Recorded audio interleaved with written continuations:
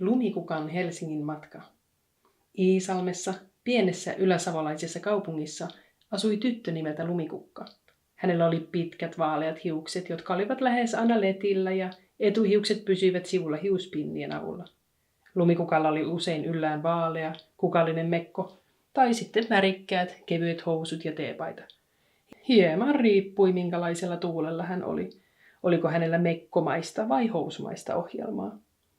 Eräänä lämpimänä kesäpäivänä Lumikukka pujotti jalkoihinsa suosikkijalkineensa, vaaleanpunaiset sandaalit, jotka sidottiin kukkatarralla kiinni, ja tallusteli pihakeinulle. Pienet varpaat vilkkuivat sandaalinauhojen välistä. Sakkepappa oli juuri leikannut nurmikon ja piha tuoksui kesälle. Keinulla Lumikukka työnsi jaloilla vauhtia ja tuijotti varpaitaan. Hän heilutteli niitä aina keinun heittäessä jalkoja ylöspäin ja katseli kynsissä kimaltelevaa oranssia sävyä ihaillen. Kynnet oli lakattu juuri äsken.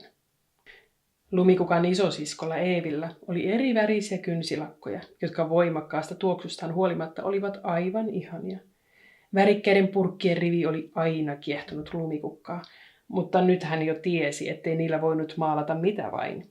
Väri ei lähtenyt helpolla pois. Pienempänä tyttönä Lumikukka oli halunnut maalata kylpyhuoneen kaakeleita, sillä ne olivat tylsän valkoiset. Olihan kylpyyn sentään paljon jännempi mennä, kun seinät olisivat säihkyneet mitä ihanimmilla väreillä. Lumikukka oli ensin aloittanut maalaustyönsä purkeissa olevilla pikkusiveltimillä, mutta kärsimättömän tytön mielestä oli kestänyt aivan liian kauan saada edes yksi kaakeli maalattua. Senpä vuoksi hän alkoi valuttamaan väriä kynsilakaan purkista seinää pitkin ja sitten levittämään tahmeaa nestettä sormellaan. No, se tarina oli oma juttunsa. Äiti huusi, sisko kiljui, sakkepappa nauroi ja kissat naukuivat talossa äkillisesti nousseen metelin vuoksi. Onneksi kaakelit olivat olleet puhtaat jo vuosia ja Lumikukan porttikielto isosiskon huoneeseen raukesi aikanaan. Tänä aamuna sisko oli viittoillut Lumikukkaa huoneeseensa, kun hän oli menossa aamupalalle. Sisko oli kävellyt edeltä sängylle, varpaiden kynnet kirkkaan sinisinä. Lakataan sinunkin varpaasi, Eevi oli sanonut ja taputtanut sänkyä, jotta Lumikukka istuisi alas. Miksi, Lumikukka oli kysynyt, kun on kesä? Pitääkö kesällä olla lakatut varpaat, Lumikukka oli miettinyt. Täytyy ehdottomasti, kun kuljet sandaaleilla, varpaasi näkyvät ja silloin kaikki huomaavat, miten ihanat ja söpöt pikkuvarpaat sinulla on. Lumikukka oli nyökännyt. Sisko osasi perustella aina mielipiteensä. Mitä väriä haluat? Eevi oli kysynyt. Se olikin päivän vaikein kysymys. Lumikukka oli katsonut värivaihtoehtoja ja pyöritellyt lähes jokaista sormissaan. Lopulta Eevi oli laskenut yhden purkin Lumikukan jalkapöydän päälle ja sanonut, kuvittele, miltä tuo väri näyttää sandaaliesi alta. Lumikukka oli kuvitellut. Hänellä oli vaaleanpunaiset sandaalit ja punainen kynsilakka olisi ollut aika samaa sävyä, joten varpaat eivät olisi erottunut kengistä. Lumikukka pudisteli päätään ja Eevi nosti uuden värin. Jälleen Lumikukka pudisteli ja taas hän sai silmiensä eteen uuden värin. Tällä tavoin edettiin ja pohdittiin ja lopulta päädyttiin vahvaan oranssiin ja Lumikukka oli päätöksestään tyytyväinen. Samassa Lumikukka pysäytti keinunsa vauhdin. Voi kamalaa! Eihän kukaan hänen varpaitaan kotipihalla näe. Hänen on mentävä ihmisten luo. Hänen täytyy matkustaa ja esitellä varpaitaan ihmisten ilmoilla. Vaikka Lumikukka viihtyi kotona, hän piti matkustamisesta. Voi että hän nautti siitä. Ei kulunut viikkoakaan, kun Lumikukka jo kysyi äidiltään, milloin pääsee matkalle. Ja jälleen tuo tärkeä toive piti saada ilmoitettua. Johan me olimme mummon ja ukin luona toissa viikolla, vastasi äiti, kun Lumikukka oli juossut sisälle esittämään vaatimustaan. Äiti oli kaatamassa kissoille ruokaa astioihin, ja he jäivät katselemaan, kuinka Milo söi ahnaasti annostaan. Heidän toinen kissansa Max nukkui sohvalla, ja Mandy seikkaili jossain. Lumikukka huokasi pettyneenä.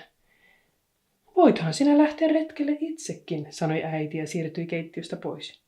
Niin, miksipä ei. Lumikukka oli jo niin iso tyttö, että hyvinkin osasi tehdä retkiä. Mutta nyt hän halusi tehdä pidemmän retken, ja silloin tarvittiin evästä.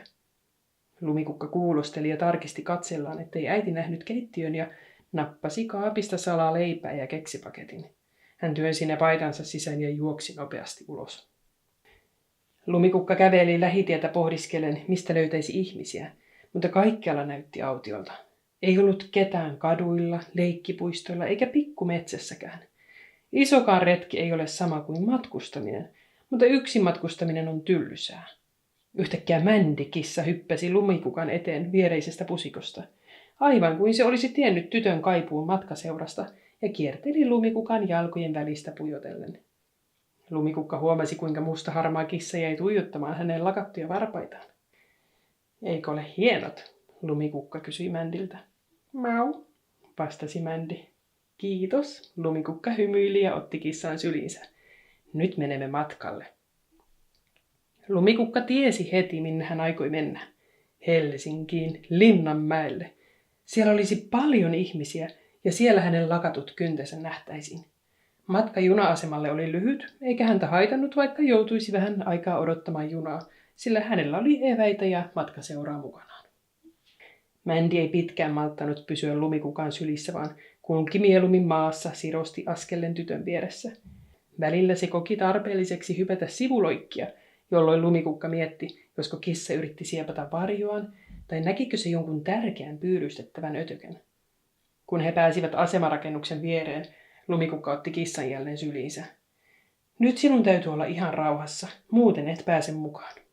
Mändi ymmärsi tytön äänensävystä, ettei tämä pelleillyt, ja malttoi pysyä aloillaan pienten käsivarsien tukemana. 3 varttia Lumikukka ja Mändi odottivat aseman penkillä, jossa he söivät puolet eväistään.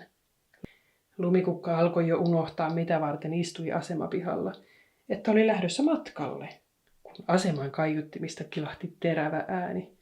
Pian perästä kuului ilmoitus saapuvasta junasta laiturille 3.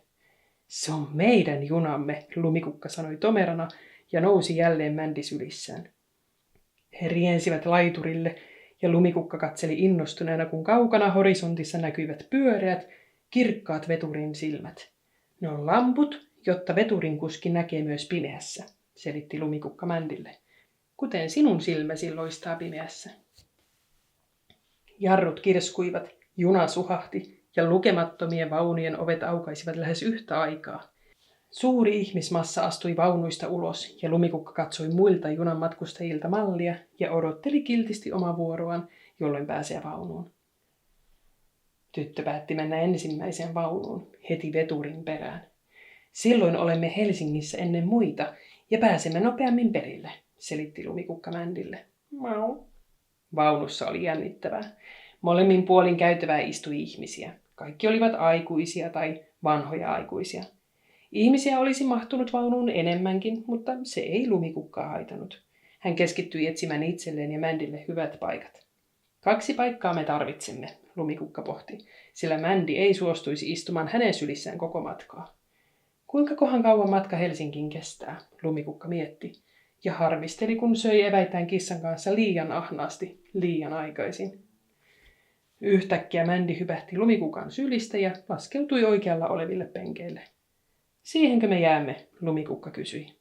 Mändi pyöri hetken paikallaan ja lässähti istumaan penkille kuin ihmiset konsanaan. Mahaa ylöspäin, raajat sivuilla ja häntä valuen penkin laidalle. Lumikukka naurahti näylle ja istahti eläimen viereen ikkunapaikalle. Se olikin mielenkiintoista, kun sai katsoa ikkunasta ja näki tutun maiseman, tutun asemarakennuksen, tutun puun toiselta puolelta paksun lasiruudun läpi.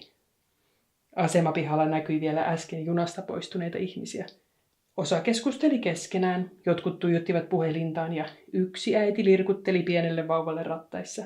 Koirakin näkyi kulkevan hihnojen päässä.